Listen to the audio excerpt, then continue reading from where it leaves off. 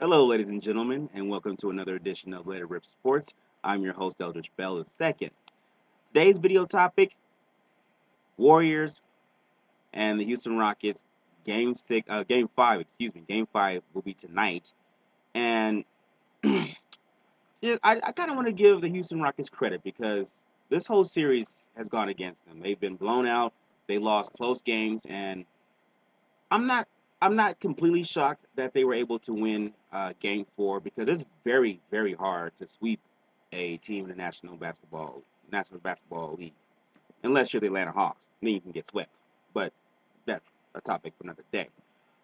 Uh, Honestly, the Hawks did what they needed to do in Game Four. They came out with a lot of energy. They were sharp, and the Golden State Warriors, I think they lost the entire game in the first half.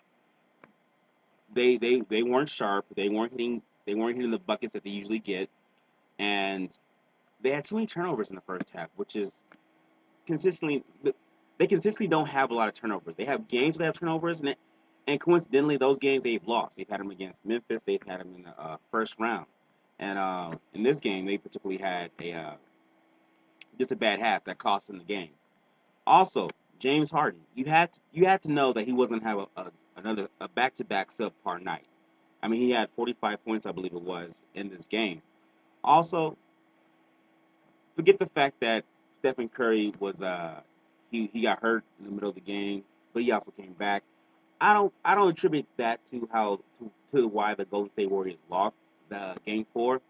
I attribute it most to the fact that beyond the energy aspect and them being sharp, the Houston Rockets also shot 56% from the field. So I don't care how good you are, how bad you are. You're going to lose that game if the opposing team is shooting 56%.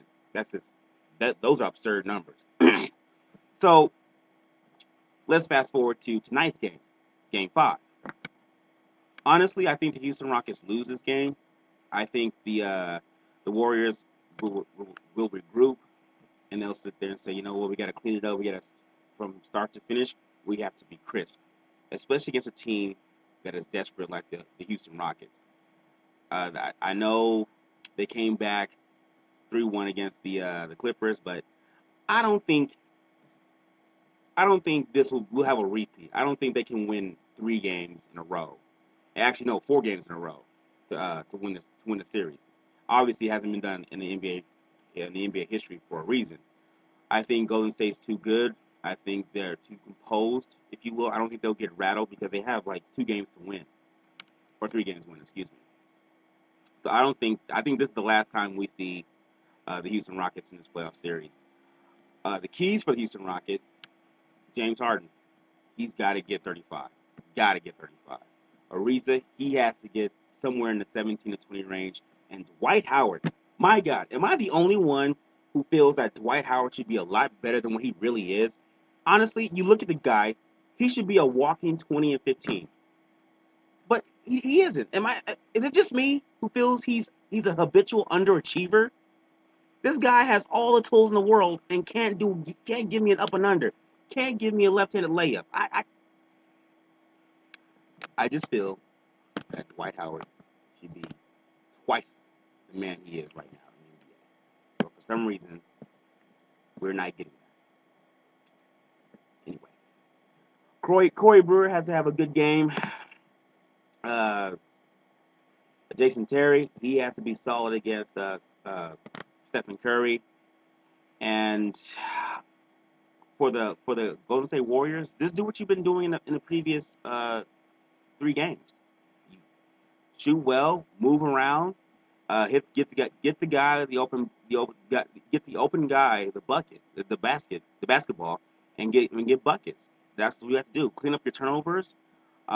Be active on the offensive and defensive boards, and it, what you did in the first, the second, and third games will repeat itself. Excuse me, I stumbled on my words for a little bit, but I will say this, and I want to go on record as saying this: if the Golden State Warriors lose this series, you have got to fire Steve Kerr because Mark Jackson lost his job for far less. If he is not fired and they lose this series, I'm not saying they will lose the series, but if they somehow find a way to lose this series, Steve Kerr's got to be fired. I'm going on record saying that because Mark Jackson didn't deserve to lose his job. And if he is not fired, Steve Kerr that is, then there's no equality in sports. Oh wait, there isn't anyway. Too soon? No, not too soon. Not too soon. As always, ladies and gentlemen, please feel free to subscribe to my YouTube channel, Letter of Sports Show.